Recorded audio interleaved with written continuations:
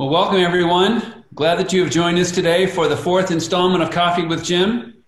I'm here with Deanna Smith, who is the chair of the Board of Regents of Pepperdine University and the CEO of Sarah Cannon, which is the cancer research arm of HCA. And we're here to talk about the impact of COVID on the healthcare industry. But we're first going to get to know Deanna a little bit. Deanna is a Pepperdine grad. So Deanna, tell us how you ended up at Pepperdine. Wow, thank you so much, Jim, for having me today. It's such an honor to speak to you and to the Pepperdine community. So Pepperdine, what a story. I am from Memphis, Tennessee.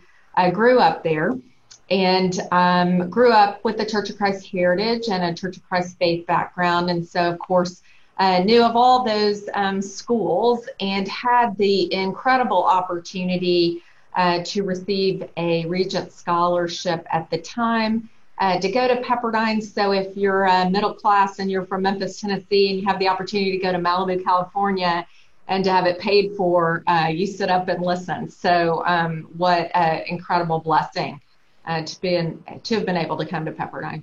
Excellent. And how was your time here? Did you enjoy it? You know, I did. Yeah, absolutely. Once again, we'll go with the Memphis, Tennessee to Malibu community and seeing the ocean every day. And so it was definitely okay. Well, you studied accounting and then left here and went through the normal route of big accounting, but then veered off into a different route. Kind of tell us your career path, if you would. Yeah, I'm an entrepreneur through and through. I love to create. I love to start businesses. Wanted to take a traditional path at the time in '86 when I graduated. An accounting degree was a really great area of study and of career opportunity, particularly for women at the time. And so I decided to go down the Big 8 route then and joined KPMG in 1986 after graduation. It was really interesting, Jim. I couldn't decide whether or not to stay in LA or to go back home. And it's sort of crazy to think about I had the identical dollar offer in LA as I received for Memphis, Tennessee, and the cost of living was, fairly significantly different. I could have lived with like 8 people in a 2-bedroom, or I could go home to Memphis for a while. It was always my plan to come back to LA, and so now I'm here in a different way. But so I started at KPMG as an accountant in audit. I left KPMG as a manager in audit. I went to work for a company called Smith & Nephew Richards in corporate finance. And you might say, hold on a second, Deanna, you just said you're an entrepreneur and yet you're working for these big international companies.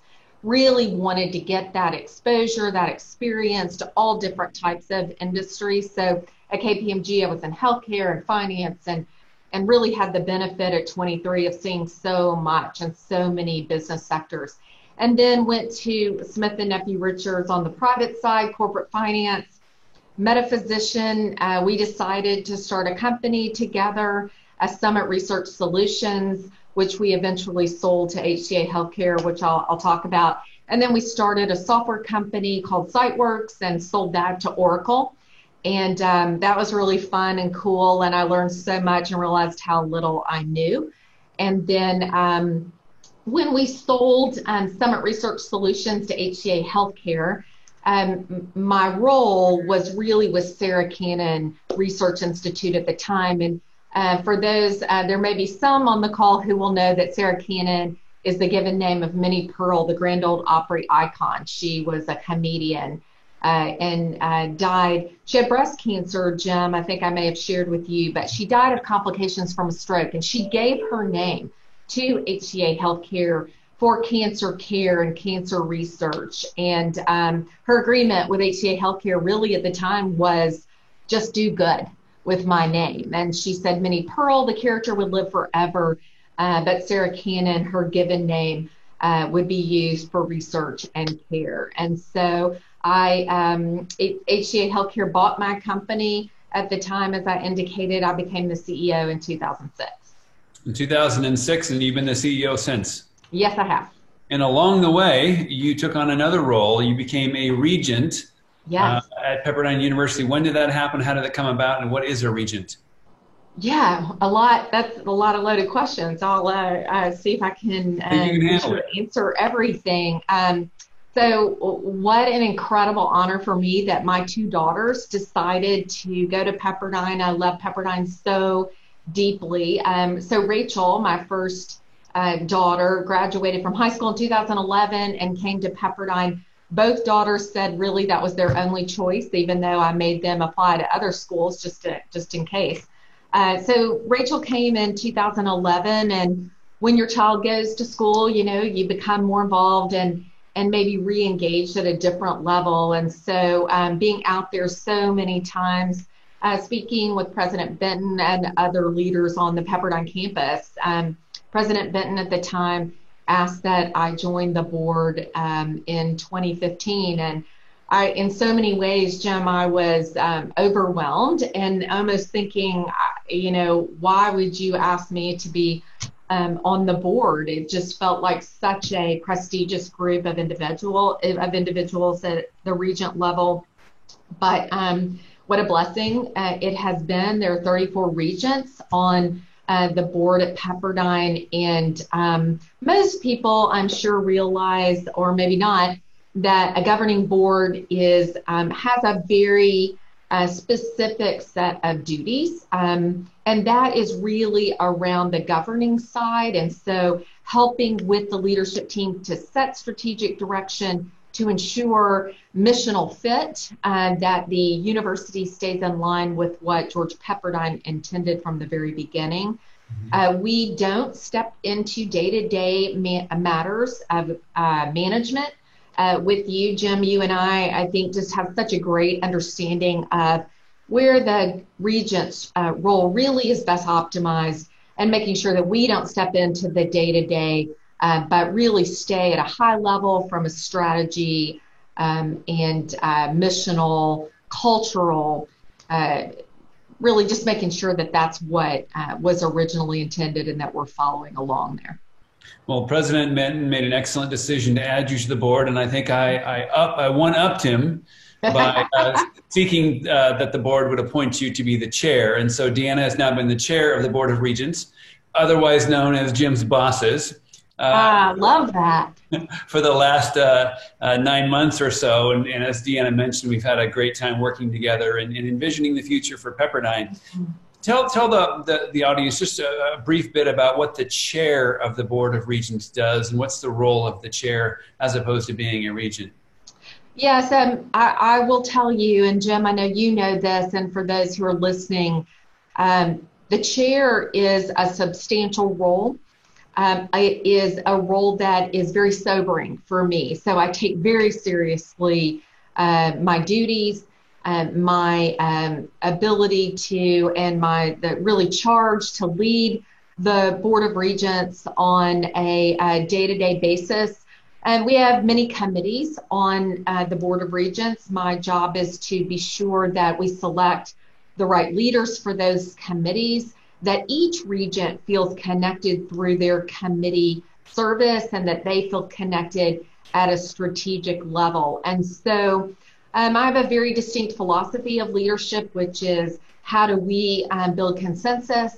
How do we take many vantage points in order to solve very complex problems in higher education?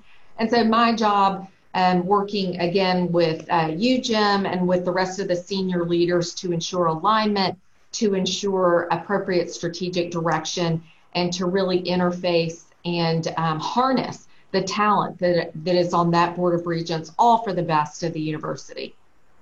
Amen. And we've got an incredible board, and it's a pleasure for me to work directly with you and the rest of the board. Let's talk about your role at Sarah Cannon as we move into the topic for the day of kind of the healthcare, the future of healthcare in the wake of the COVID pandemic. Mm-hmm. You are the CEO of Sarah Cannon. You mentioned that Sarah Cannon is the cancer research arm of HCA. Tell us a little bit more about how big is Sarah Cannon, what does it do as we work toward more direct questions about the current pandemic.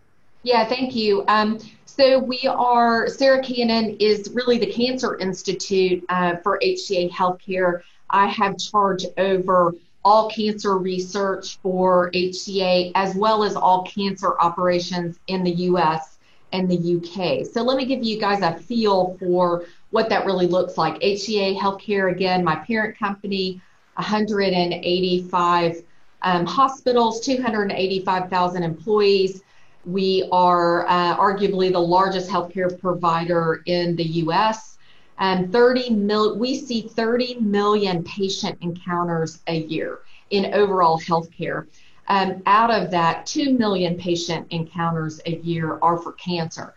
So very substantial. HCA Healthcare, $53 billion, about $2 billion in cancer care. We have the largest research institute in cancer in the world. I'm always proud of FIRST, Jim. It's really a pleasure for me to be, I guess this is in some ways positive and some may take it negatively, certainly the only female non-physician leader of any major cancer institute in the world. And so that is, again, that's a sobering job for me. But I will tell you, Jim, I absolutely love it. It is large. Our ability to impact cancer care and cancer research is significant. So most people may or may not know that 85% of cancer patients are seen in the community where they live. Only 15% really travel for their cancer care to larger academic medical centers. And our task is to bring world-class cancer care to people in the communities where they live. When we're at the most vulnerable time in our lives, we want to have care close to home. We want to be with our friends and family and have that type of support. So with HCA's very large footprint, 26 states, and then also in the UK, we have the ability to impact cancer care unlike anybody else. Fascinating, and obviously adding to your number of firsts, the first alum to be the chair of the Board of Regents, the first female to be the chair of the Board of Regents.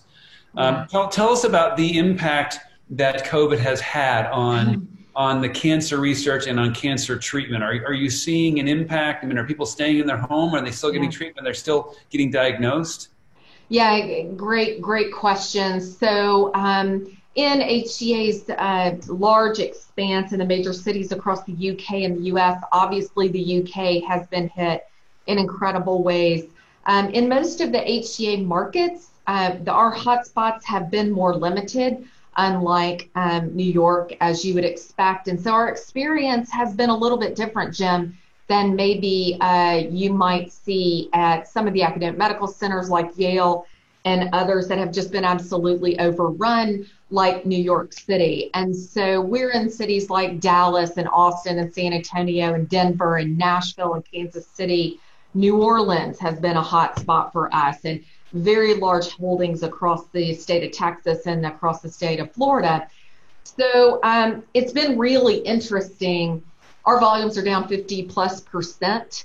I would tell you that in most of our cities, we have been standing ready, waiting for a surge that never really happened to the degree that we had anticipated. So just as everyone else, elective procedures were deferred. But for cancer care specifically, Jim, you would understand, if you had cancer, the procedures for you are not elective.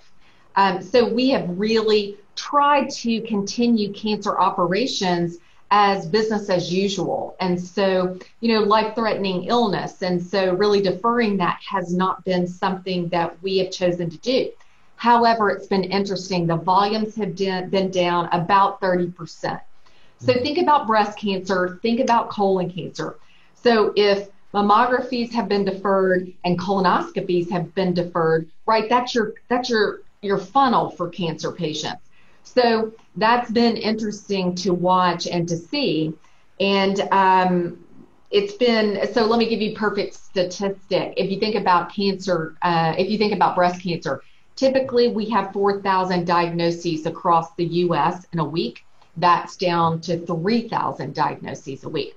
Well, hold on a second. Cancer incidence hasn't changed. It's because mammography has been on hold for some period of time.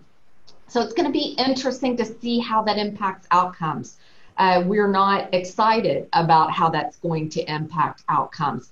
I think we also see lung cancer as an example. Well, there's no diagnostic test for lung cancer in the same way that you have mammography and colonoscopy. But people are afraid, Jim. They're afraid to go in. And so they are staying home. We're seeing fear really impact the cancer market and the cancer procedures. So we've been a bit surprised by that. Not completely, but, I think for us, we felt like what's more scary than having cancer? And so, patients are really, they're in some ways showing that they could be more afraid of having COVID than having a diagnosis of cancer. So it's been really an interesting study in human behavior. Yeah. Well, those of you who have questions, continue to add them to the chat box in front of you, and I'm going to continue on for another 10 minutes or so, and then we'll open it up for questions from the audience. Playing off of what you just said about the lower incidence of diagnosis, how do you see the impact of COVID affecting public health? I mean, right now, COVID is affecting public health for those who are being treated for public health, but it sounds like we're creating some secondary effects of undiagnosed cancer and other illnesses that are happening as well. How's the healthcare industry reacting right now? Are you getting nervous about a coming flood, or tell us a little bit about your perspective? So we've been in, right now we're in reboot stage, as you would imagine, as elective procedures have opened up. So not to recovery, really to reboot. And so we are seeing patients on Saturday. We're doing everything we can in order to open the floodgates so those patients can come in. Again, remember, people are afraid to come in. So it hasn't been this just flood of patients coming in.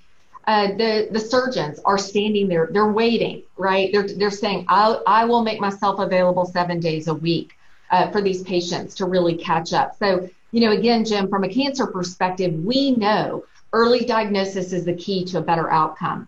So you can see if that's been delayed, there could be a potential for much worse outcomes for those cancer patients.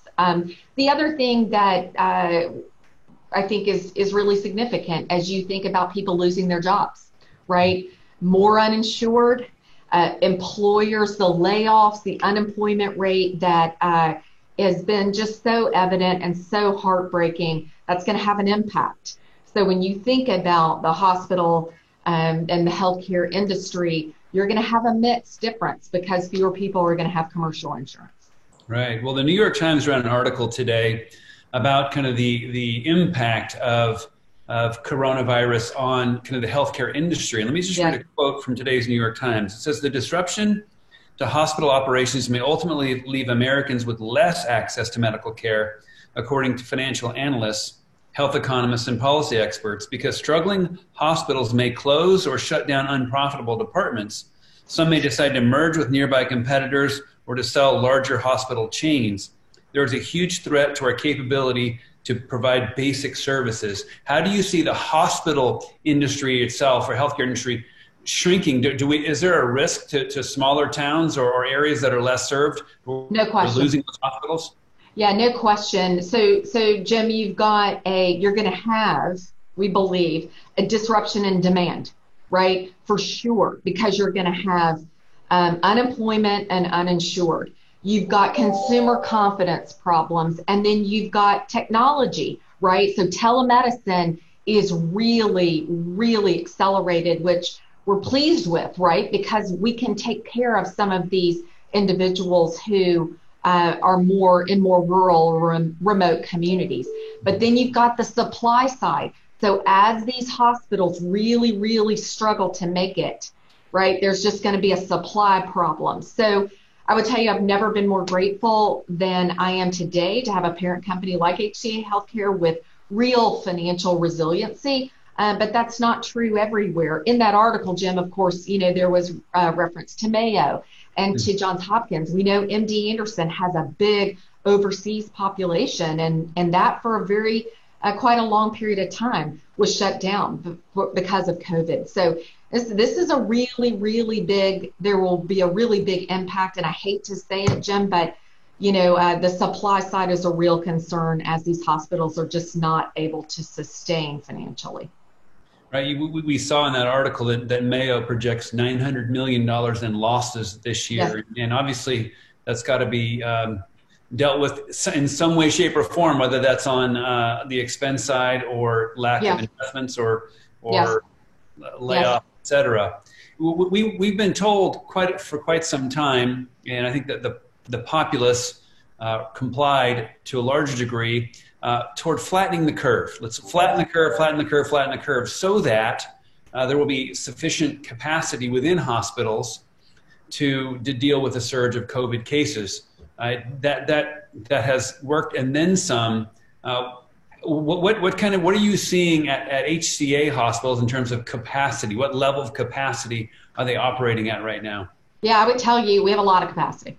We have a lot of capacity. When you get away from the surge cities, when you get away from those highly dense areas that have just been overrun, Jim, I think it's a temptation to say and to worry that the experience in New York, how might that be in other big cities? And I think we did the right thing to pull back and make sure that the capacity was there. HCA was part of President Trump's ventilator program, where we donated so much in terms of ventilators for other places that were having problems getting that. But I would tell you, as I said earlier, we were standing there arms wide open, ready for the surge that actually just never came in most cities. And so, we think the capacity in some of these very, very large cities like Dallas, as an example, and Denver, we have capacity, and it's just not been, our greatest fears were not realized across the HCA Healthcare platform. Well, thank God for that on some levels. And now the question is, how do we recapture the demand, the ability, really the confidence of the consumer to seek medical care, both for cancer and for other things. So let's talk about vaccines. That seems to be one of the most likely ways for consumers to regain the confidence to venture out if there is a vaccine. What are you hearing? I'm not asking for inside information. I'm asking for, as a health professional, what are you hearing and what do you expect with respect to the timing of vaccines? So many great minds are working on this, Jim. As you read about and some of the largest pharmaceutical companies are very committed to that, like Pfizer as an example. And then there are a lot of biotechs that are working innovatively to bring forward a vaccine. I think there's several opportunities. Certainly our hope is 2021 that there will be a vaccine. The second issue along with that is, how do you get manufacturing where it needs to be to meet that large demand, and then how do you get distribution from that point forward? So we're certainly prayerful that 2021 a vaccine will be available on scale, and we as Sarah Cannon and as HCA Healthcare are participating in those conversations, are participating in those clinical trials. Jim, I've shared with you on other occasions that also donor plasma. You've heard Tom Hanks and others talk about that. We have, out of our 185 hospitals, we have 180 that are participating in that program, really seeing some promising results as we work with convalescent plasma for those patients that are battling COVID. So we're bullish about that as well. I think there's a lot of excitement about what can happen. When we think about focusing and moving the agenda, we think about three primary areas of research. Rapid testing, although we know that testing, we can't test our way to safety. That's just not going to be practical. So rapid testing. Treatment, so treatment like remdesivir from Gilead, and then lastly is vaccines. So we, with our very large platform, are working every day to accelerate that testing in order to have a yes sooner. Excellent. Well, let's turn it over to the questions from the audience. I see them kind of piling in. Keith Hinkle, our Senior Vice President for Advancement, is going to be moderating the questions. So why don't you jump on in, Keith? Thank you, Jim and Deanna. I'll start with Deanna, one directed towards you. What has been one of the most unexpected, pleasant surprises of being chair? Unexpected, pleasant surprises. Yeah, I'm not going to say it was unexpected, Keith, but it certainly is fantastic confirmation of the experience and depth of leadership capability on the team at Pepperdine. So I'm the CEO of a company, and so it's awfully fun to watch President Gash and the entire leadership team at Pepperdine handle this challenge with optimism, with balanced awareness, and with innovative and creative thinking about how Pepperdine can be leaders during the challenge and not followers. And so it's really been, it's just been gratifying. You believe that to be true, but never is it more apparent in a crisis. Are you calm? Are you balanced? Are you thoughtful? Are you innovative? And are you realistic in your expectations about the future? And so for me, again, Keith, not a surprise, but a fantastic confirmation that the team is what I had suspected. Wonderful.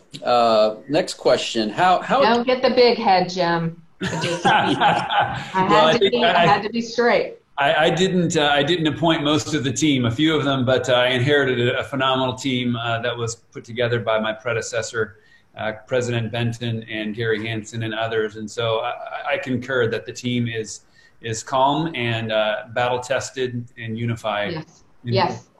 Fear isn't part of what we're dealing with now. We're dealing with the facts on the ground and the strategy and a lot of prayer. Mm. Wonderful. Deanna, another question to you. How has your role at Sarah Cannon kind of informed how you advise Jim and Pepperdine as chair? Yeah. Again, another blessing and honor to be able to do this.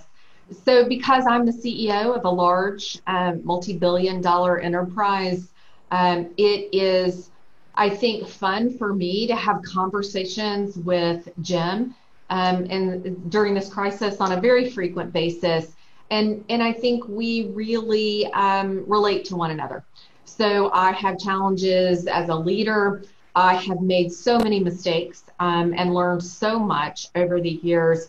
And so I'm hopeful that in some small way my experience helps Jim, helps to encourage him. I'm hopeful that there are experiences that I've had that can help inform him and that can help him maybe avoid some of the mistakes that I've made. So I think CEO to CEO, that's really been interesting because I just think we relate to one another very easily. And let me just add that having a board chair who is a CEO who has her own board and understands the relationship between management and the governing body has been just phenomenal as well to be able to see things through the same eyes. Thank you. And as someone who interacts with Jim, I can confirm he has not made any mistakes thus far. Okay. Yes. Always good to know. Always good to know. So, as you know, Deanna, we lost a dear colleague to pancreatic cancer in the last several months. Is there any promising news related to pancreatic cancer, which so many of us know is often so deadly? Yeah, I'm just so heartbroken over the loss. Pancreatic cancer is a incredibly mean cancer. They're all mean. But pancreatic cancer is particularly mean.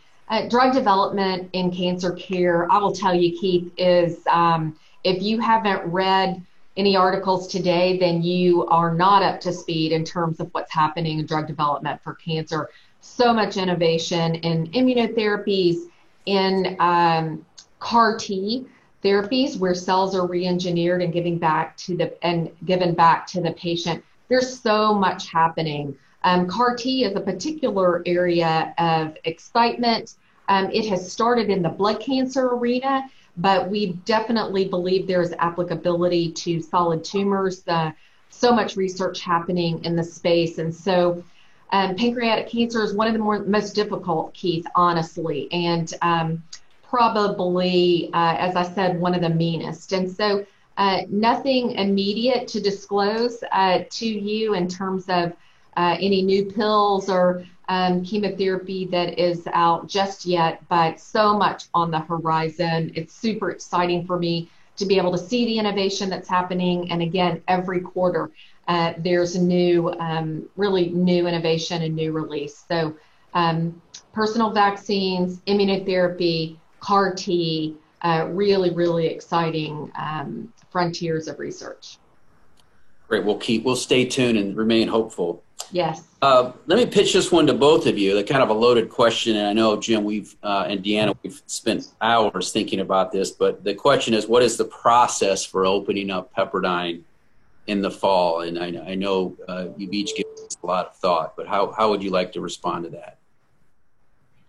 Well, I'll start. I've had numerous conversations with Deanna and the rest of the board, but as Deanna will tell you, this will be a management decision on the how, and so we're in the process of that.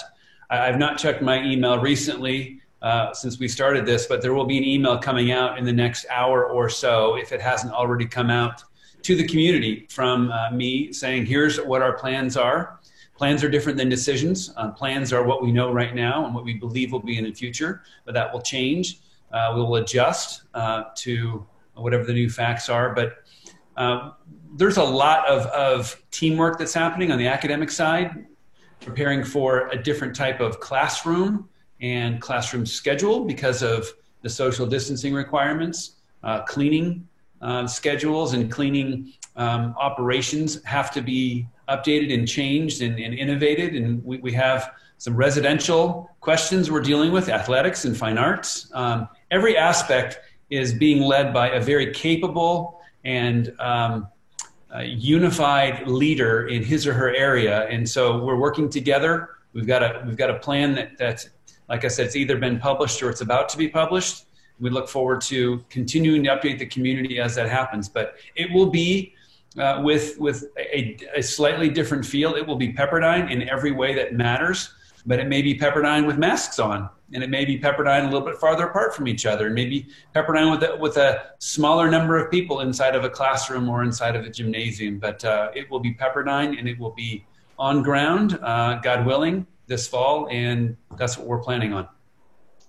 And Jim, just to add to that, you recall a text that I sent you some time ago, and I've just seen this in you and seen this in the leadership at Pepperdine. And if you don't mind my sharing the quote that I sent to you, the pessimist complains about the wind, the optimist expects it to change, and the leader adjusts the sails. And so what I am so thrilled about as I watch you and the team at Pepperdine adjust the sails to the new normal, to our current reality, without being overly optimistic and without being overly pessimistic. I've really appreciated that, and just have great faith in this battle-tested leadership team to do what is best for Pepperdine University, its students, and all stakeholders in the fall. Excellent. Deanna, the next question is a little more broad. You know, as a healthcare leader, has the public response to COVID-19 been proportionate to the risk as you evaluate it? Yeah. So this COVID-19 is much more, it is much more contagious than is the flu. I've heard so many people talk about a comparison to the flu. It's not comparable to the flu. You know, it's so easy, Keith, to question and look in the rearview mirror.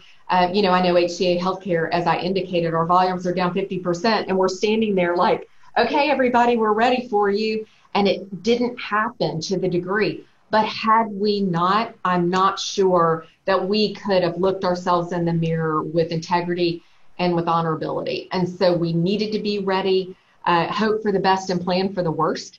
And so I think that has been the response that needed to be there. You see the cities and the countries where they didn't react fast enough, and you see the outcomes of that. I think that healthcare providers in the U.S., we've seen places, again, where some were more ready than others. And again, we see those outcomes.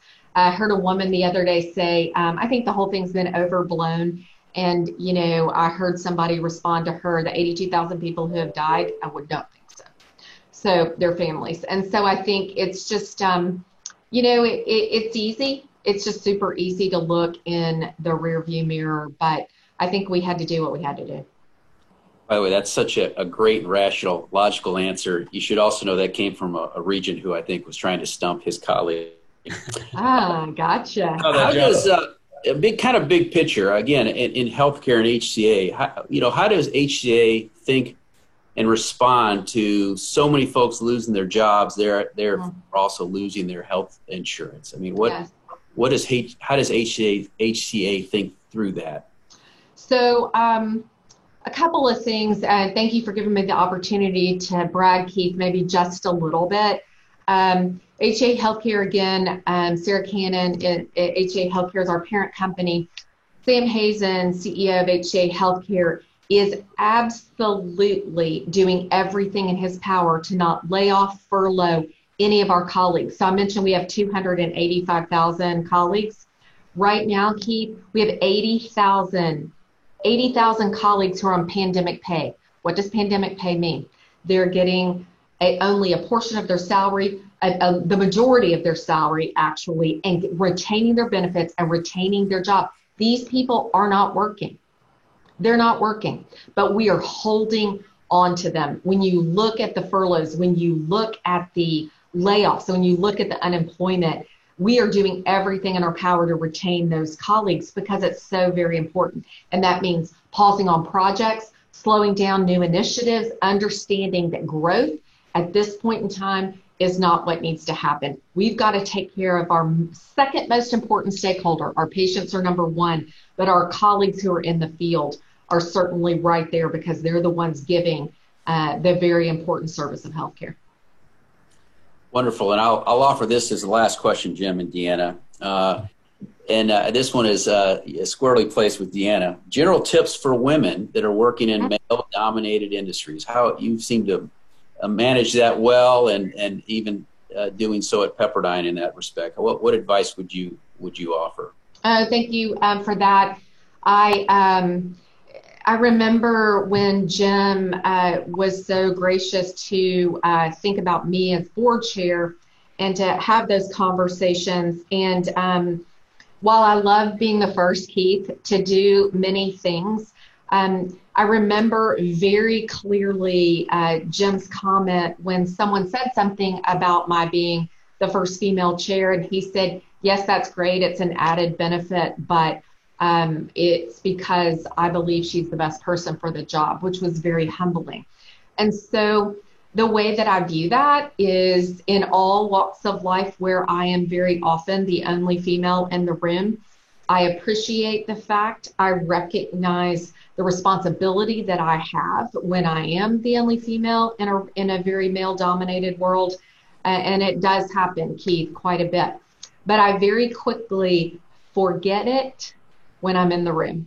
And I recognize it. And then my job is to be the very best executive and the very best leader I can be. And I happen to be female in the process. And I love paving the way. I love being the first. But it's really not my number one thought as I'm in the room. I recognize, again, my responsibility. And I understand that some people may hold me to a different standard. And I'm bring it on. You know, I'm up to the challenge. I'm up for the challenge. I understand my priorities. I understand what drives me. I understand who my maker is.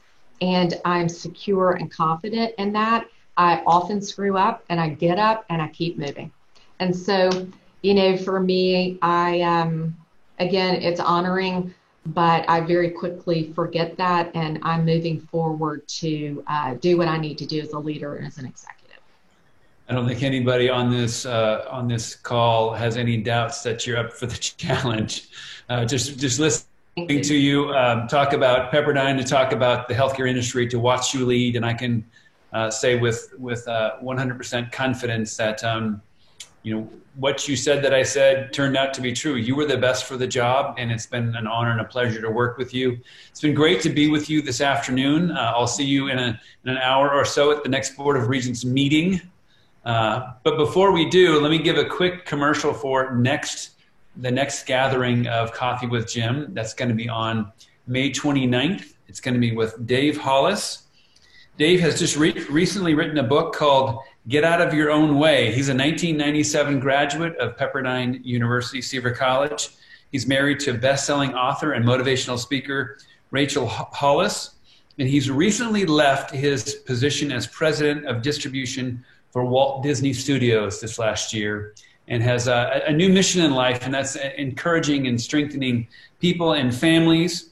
And the topic will be the power of mindset during crisis. So 2 weeks from today, 12:30. Thank you, Deanna. We really appreciate the opportunity to spend some time with you. Thank you. Okay, everybody, we'll see you soon. Take care and God bless you.